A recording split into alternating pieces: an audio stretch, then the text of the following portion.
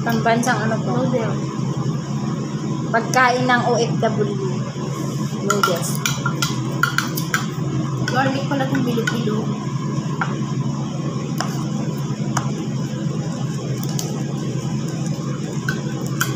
Lucky Me Lapas Batchoy. Ano to? Filipino food.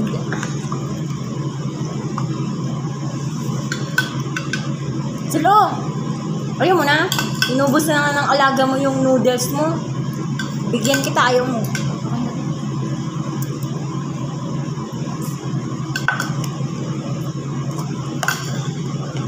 Ba't nasira? Plastic na. Ay, okay. Ewan ko, paglagay ko ng tubig, ba't baka ako natagas to? Plastic naman siya. Baka nung, Yes. baka nung inaayos nila bumagsak. Yun. Diba? Sira. Plastic eh. Natagas. Wala namang bukas.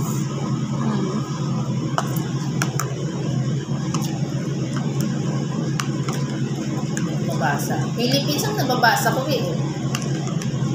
Product of the Philippines. Eto Product of the Philippines.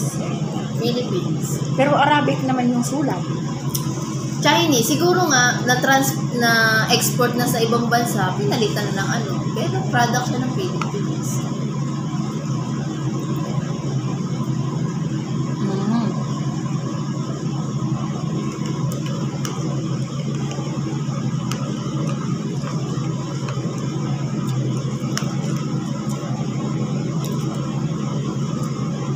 So, ito yung hapunan namin, guys.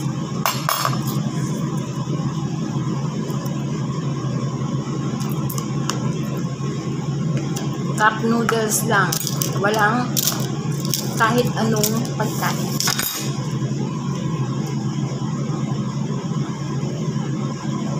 Ang dami naman nilang topping sa kubos. Ganun yun. Peanut. May isang tao, isang bilog. Tinapay. 3.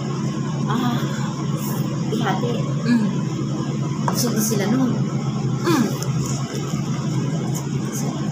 Yung gatas, isasaw-saw nila. Parang sa ating kape.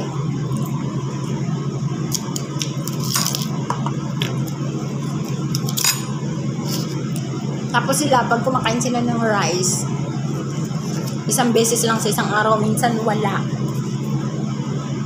Lalo na pag Ramadan, hindi nagra-rice yung mga yan. Puro mga... Pilipinas nga lang, mga Pinoy nga lang mahilig sa rice. Pag Pinoy ka, Rice is hindi life. ka mabubuhay sa Saudi kasi sa Saudi puro tinapay, kubos. Yun lang ang pagkain, walang rice.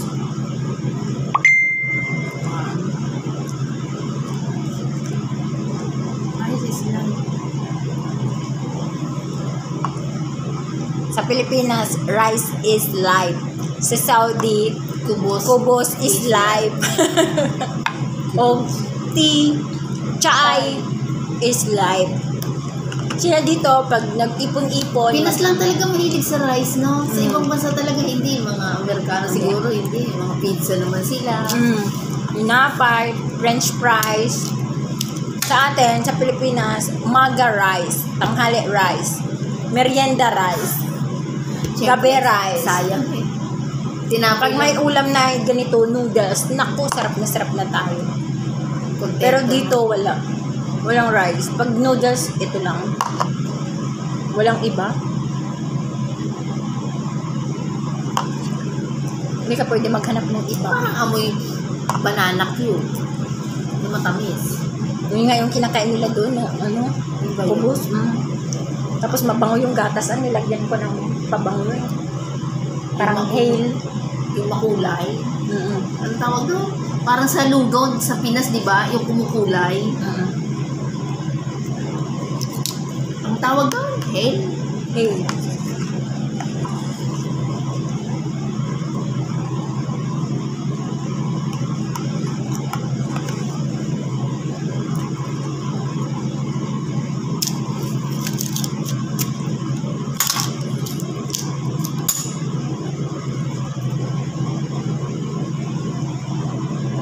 Hail.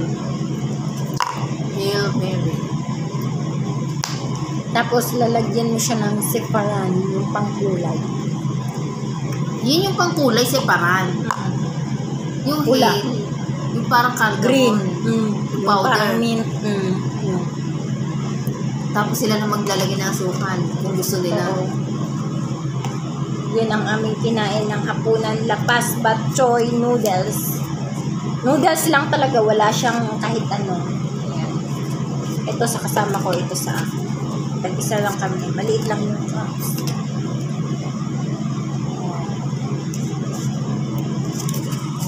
Kaya huwag kayong pupunta dito sa Saudi guys kasi mamamaya talaga kayo. Hindi, walang tataba dito kasi hindi na kain ng rice sa mga tao dito. Walang bilbil. Wala silang bill. Wala nang bilbil, nag-gym pa sila. Conscious sila sa katawan. Talanta. Tapos sa umaga, ang iniinom lang nila kape na walang asukal. Yung sobrang pait. Pagdating ng tanghalian, hamburger. Minsan, french fries. Yun lang. Minsan, salad lang. Wala nang iba. Pagdating ng hapon yun, kakain sila ng kanin. Depende sa gusto nilang kakainin. Karni, manok, hipon, isda. Tapos, pagdating ng gabi, pag mag-order sila ng chicken joy, ang roasted. Ano nila, kubos or yung buns yun.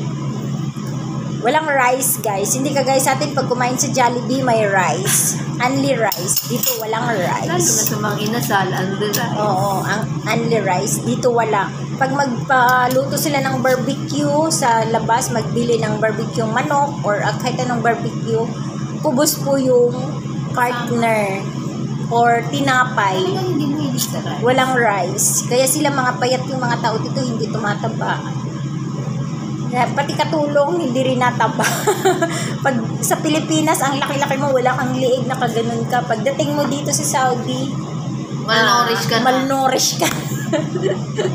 Ikaw ay ano ka na, bababa ang timbang mo. Sa mga gustong magpapayat dyan, pumunta kayo dito sa Saudi, siguradong papayat kayo. 2-year contract. 2-year contract, walang rice, walang agahan, Ano ni Kuya? walang breakfast, kundi tsaa lang or kape. Walang tinapay minsan meron, minsan wala, wither. Pag tinopak si amo, wala kang makain. Pag may mga party yun, nagkakaroon ka ng pagkain ng dami-dami. Sa loob na isang linggo, ilang beses lang sa party? 3. Araw-araw yun. Hindi mo pagkain dala. May mga pagkain siyang dala, pero minsan yung amo ko tinatago niya. Ang babae? Hindi siya nagbibigay. Kaya minsan pag nagluluto ako ng patago sa labas. Pero minsan pag tulog siya, itlog lang yung niluluto ko kasi hindi maaamoy. Pwede ka naman ito magluto. Oo nga, pero minsan yung hangin na ganun, magtataka siya, bakit amoy isda? Sabihin mo, baka sa kapitbahay. Ayan. Tapos doon Yan. ilagay yung naluto mo.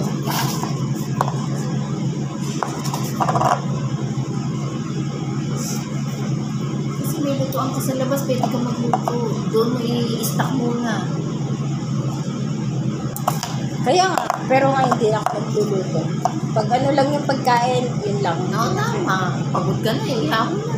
Basta hindi gutom, di ba? Oo, pag mabilis ang pagkain, itlog. Yan. Mabilis ang food. Hindi ako nagkakain ng mga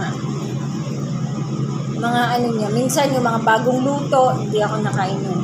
Kasi hahanapin ng amo ko.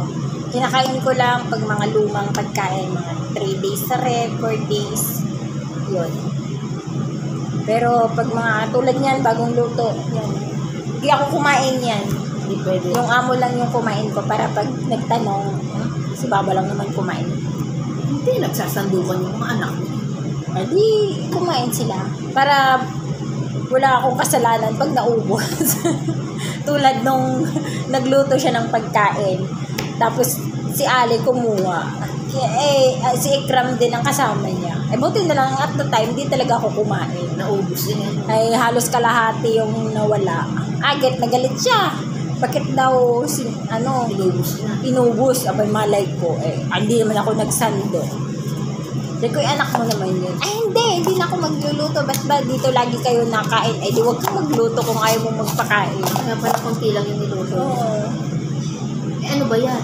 Hipon na. Hipon na may gulay. Yun. Kaya yun, hindi na siya Asawa naman niya yung lagi. Nagagalit na naman yung papain. Gusto niya magulong ka lang sa'yo. Ganun yun. Pag wither nga yung ugali. Wilwilod na nga ang mga ugali. Kaya pag tinanong, Kasi nga, mga ko, dugo nila. pag nagtanong, nasaan na yung pagkain dito? Abay, malay ko, di naman ako kumain. Baka yung anak mo, magtanong, kumain ka ba? Oo, kumain. Hindi yun. Wala kang kasalanan. Ligtas ka sa sa kaso. Kahit sa bahay, yung may mga cake sila doon. Hindi lang nangyayala. Hintay mo na lang ma-expire, hindi mo pa ako na. Oo. Walang nakain. Alang kainin mo, ikaw sisisihin mo. Kalas! And thank you for watching. Magliligpit na ko. Tara!